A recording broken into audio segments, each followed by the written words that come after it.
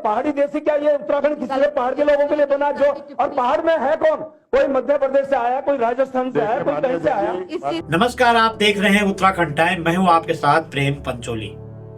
गत दिनों हुए बजट सत्र के दौरान जो गड़मड़ झाला उत्तराखंड विधानसभा के भीतर लोगों ने सोशल मीडिया के माध्यम से देखा है, वह किसी के गले नहीं उतर रहा है। उतरेगा भी कैसे? क्यों करके सरेआम सदन में झगड़ा हो रहा था। विधानसभा अध्यक्ष से लेकर संसदीय कार्य मंत्री एक विधायक पर आग बबूल हो गए।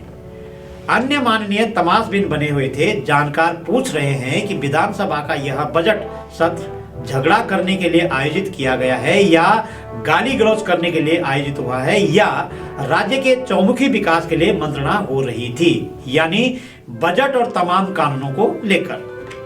सदन के अंदर और बाहर क्या हुआ है, पहले उसे सुनते हैं, फिर आगे बात करते हैं। माना कि यदि विधानसभा अध्यक्ष से कोई पूछे कि आप इतने आक्रामक क्यों हुए, तो उनका जवाब क्या होगा? यही होगा कि वह तो उन्हें चुप करा रही थी। इसी सवाल को संसदीय कार्य मंत्री से लोग पूछ रहे हैं तो वह कह रहे हैं कि उनकी जुबान फिसल गई थी।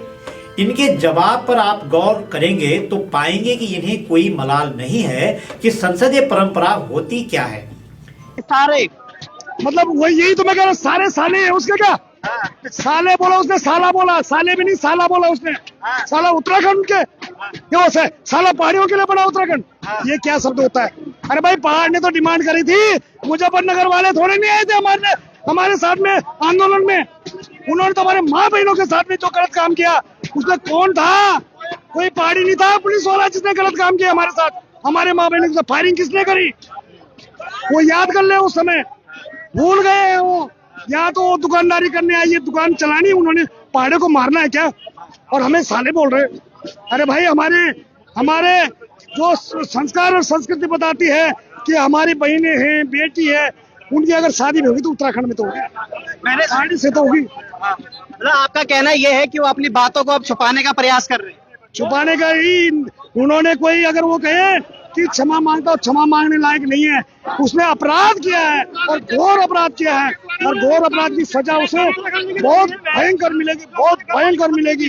मास्टर जी, यदि कोई कहे गांव में खत्म हो तो वैसे कंधा में ले जाना, आप हाथ पर पकड़े के ले जाने, ये कारण ये ना काम न करे, कन्न में लिखना है तो कन्न भी लिखता, वो तो रोना भी हम उसके लिए रोते भी, लेकिन रोने लायक उसने काम नहीं किया। उसने तो हमेशा अपमानित होने का काम किया उत्तराखंड और पहाड़ियों को अपमानित करने का काम किया, तो उसका हम सम्मान करेंगे क्या? उसको तो तुरंत यहाँ से जाना चाहिए। क्यों कोई संसदीय मंत्री सदन में आकर धमकी भरे लहजे में समाज को गाली दे? क्या कोई विधानसभा अध्यक्ष अपनी कुर्सी छोड़कर किसी विधायक को चुप कराने के लिए आक्रामक भाव दिखाए? यही सवाल अब जनता के मध्य गुंजायमान है। संसदीय परंपरा में सामान्य शिष्टाचार के लिए बताया जाता है कि संसदीय कार्य मंत्री इतना सौम्य होना चाहिए कि वह सभी माननीयों का सम्मान करे, सभी सवालों का जवाब कटुता से नहीं बल्कि शिष्ट होकर जवाब दें। विधानसभा अध्यक्ष के पास तो वह सभी अधिकार है जिनके लिए उन्हें इस पवित्र सदन का सर्वोच्च पद दिया गया है। यदि उनके सदन में सत्र के दौरान बिना अंकित सवाल को लेकर चर्चा में कोई अतिरिक्त सवाल आ भी जाता है तो उसके लिए आक्रामक होना जरूरी नहीं है। चुनाव में इन्होंने जो बोला है तो इनकी मानसिकता है, और ये जो सदन में इन्होंने बोल दिया है, अब तो सदन के रिकॉर्ड से हटा दिया गया है, जिन्होंने सारे शब्द का प्रयोग किया है, ये उनकी मानसिकता है, उनके अंदर का छुपा हुआ सच है जो सामने आ गया है। इसलिए प्रेमचंद अग्रवाल जो कि पहाड़ विरोधी आदमी है, तो हमारा ये कहना है सब पूरे प्रदेश की जनता का कि इनको तत्काल बर्खास्त कर दिया जाएगा। अगर ये बर्खास्त इनको देरी करती है सरकार इस काम में, तो सरकार को उसका अंजाम भुगतने के लिए भी तैयार रहना चाहिए। थैंक्स बड़े बाजे, वरिष्ठ नेता है कांग्रेस से, आप हमारे बीच आए तो बहुत बहुत धन्यवाद आपका। धन्यवाद। बाकायदा विधानसभा अध्यक्ष ऐसे सवालों पर अपने विवेक के अनुसार चर्चा करवा सकती है, मगर अफसोस इस बात का है कि यह सभी कुछ हुआ नहीं और सदन के भीतर गाली गलौज, धमकी और आक्रामक रूप लोगों को देखने को मिला, जो 25 साल के सफर में उत्तराखंड राज्य के लिए सबसे बड़ी घटना कही जाएगी। दरअसल संसदीय कार्य मंत्री पर लोगों ने कई आरोप लगाए हैं जो आजकल राज्य में चर्चाओं का विषय बने हुए हैं। कुछ वर्ष पहले संसदीय कार्य मंत्री प्रेमचंद अग्रवाल के विधानसभा में ही अंकिता हत्याकांड हुआ था, जिस पर यही संसदीय कार्य मंत्री अब तक चुप्पी साधे हुए हैं। अभी हाल ही में ऋषिकेश में एक पत्रकार की कुछ गुंडों ने पिटाई कर दी। इस प्रकरण पर भी संसदीय कार्य मंत्री गुंडों का बचाव करते दिखाई दिए। एक बार वे ऋषिकेश में खुले बाजार में झगड़ने बैठ गए। यह सभी वीडियो आजकल सोशल मीडिया में खूब तैर रहे हैं। संस्कृत का श्लोक खुले मंच पर गलत बोल देना आदि आदि। मोदी जी सुन लो हमारी बात। आज जो भी उत्तराखंड के लिए प्रेमचंद्र अग्रवाल ने बोला है, उसके प्रति आपको संवेदना प्रकट करनी चाहिए कि उत्तराखंड में आके तुम दाल भात खा लो में या खा लो होता रोजगार जोलो में कमा जोलो भाई कमा जोलो तो रोजगार। पहले तो यार रोजगार बजाय लोगों की इज्जत को खतरा हो रखा है। उत्तराखंड के लोगों को इतना अब शब्द बोल दिया, इतना मार पीट कर दी, अभी तक तुम्हें होश नहीं आया। मोदी जी आपके नाम से यहाँ वोट पड़ते हैं, लेकिन आज आपके नाम से यहाँ पे शांति प्रदान करना भी आपका काम होता है। उत्तराखंडियों को सुरक्षा देना भी आपका काम होता है। खाली राजगद्दी चाहिए, खाली राजगद्दी चाहिए, ये नहीं हम बर्दाश्त करेंगे। हम वही सदन तक आएंगे, हम दिल्ली तक भी आ सकते हैं। यहाँ भी अब संसदीय कार्य मंत्री प्रेमचंद्र अग्रवाल की पाठशाला आरएसएस पर सवाल खड़े हो रहे हैं। आरएसएस में रहकर क्या प्रेमचंद्र अग्रवाल को यही करने के लिए सिखाया जाता है? यदि ऐसे करने के लिए सिखाया जाता है तो आरएसएस को भी अपना पक्ष समाज के सामने रखना होगा। इस पर भी चर्चा कर ही लेते हैं कि उत्तराखंडियों को गाली देने का मतलब होता है कि संपूर्ण राज्यवासियों को गाली देना। इसमें पहाड़ मैदान का कोई सवाल ही नहीं होता है। हरिद्वार, उधम सिंह नगर, देहरादून आदि मैदानी क्षेत्र उत्तराखंड ही है।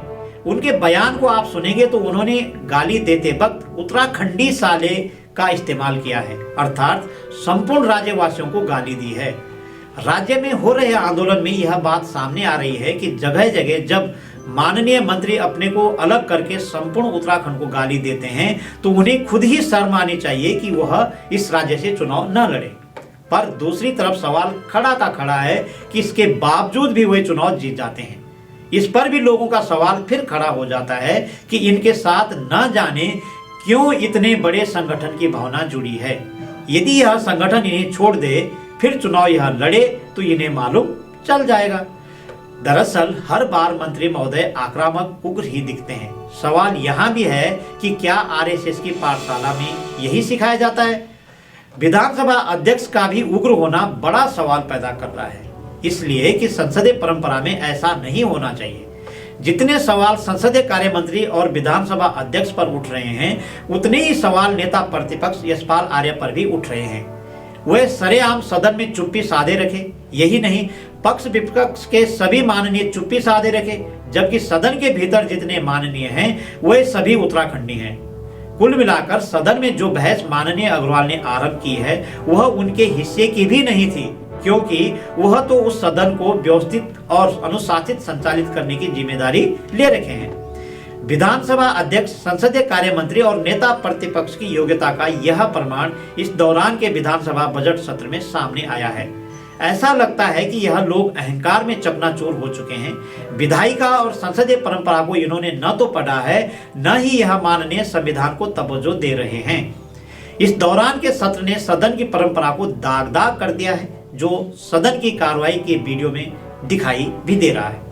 हो सकता है कि बद्रीनाथ के विधायक लखपत बुटोला ने प्रश्नोत्तरी से अलग बात सदन में रखने की कोशिश की हो, मगर उन्हें समझाना, इन्हें सदन की परंपरा बताने का कार्य सिर्फ संसदीय कार्य मंत्री सहित विधानसभा अध्यक्ष का ही था, पर वह झगड़े में तब्दील हो गया।